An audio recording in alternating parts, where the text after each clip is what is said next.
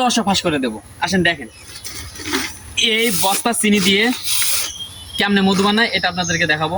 পরিমাপ মতো পানি নিব, তারপরে দিব চিনি। এই যে দেখেন আজকে অসাধু ব্যবসায়ীদের পর্দা ফাঁস করে দেবো। দেখেন 2 দেখাবো যে এক বস্তা চিনিতে কয় কেজি মধু বানানো যায়। আপনারা দেখতে থাকেন, সম্পূর্ণ ভিডিও দেখে পুরাই মধু খাওয়ার ধরনটাই চেঞ্জ হয়ে যাবে আপনাদের।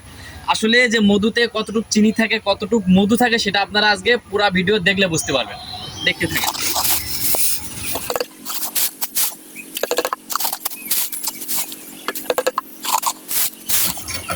কাছে নিয়ে এসে দেখাও যে বস্তার ভিতরে কি।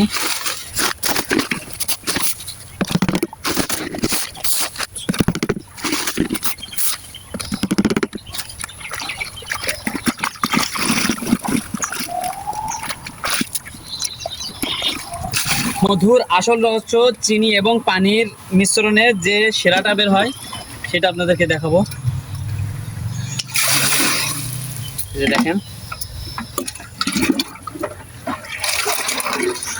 এখন কিন্তু কালার আছে সাদা।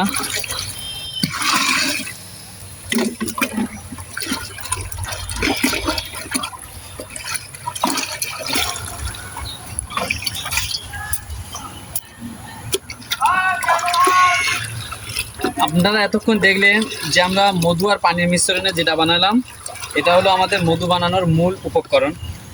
আমাদের কিন্তু 90% কাজ শেষ। আপনারা দেখতে পাচ্ছেন এটা কিন্তু মধুর মতো হয়েছে, কিন্তু মধুটা হয় লাল, এটা হলো সাদা। এটা আসলে আপনারা এতক্ষণ যেটা দেখলেন এটা কিন্তু মধু বানানো না, এটা আমাদের যে মৌমাছির যে ফার্মটা দেখতেছেন, যে খামার, এইটাতে কিন্তু আমরা আজকে যে তাদের এখন অক্সিজেন বৃষ্টির সময় যে খাবারটা দিয়ে থাকি, সেই খাবারটা আমরা চিনি আর পানির মিশ্রণে এটা কিন্তু দিয়ে থাকি। এই যে আপনারা দেখেন আসলে কিন্তু চিনি দিয়ে মধু বানানো সম্ভবই না, ঠিক আছে। এটা আপনারা এতদিন যেটা জানেন এটা ভুল ধারণা যে চিনি দিয়ে কখনো মধু হয় না। আর আগামী ভিডিওতে আমি আপনাদেরকে দেখাবো এই যে খাবারটা আমরা দিয়ে থাকি এটা মৌমাছি কেমনে খায় বা এটা খাওয়ার পর এটা কি হয়, সেটা আপনাদেরকে আমরা আগামী ভিডিওতে দেখাবো ইনশাল্লাহ।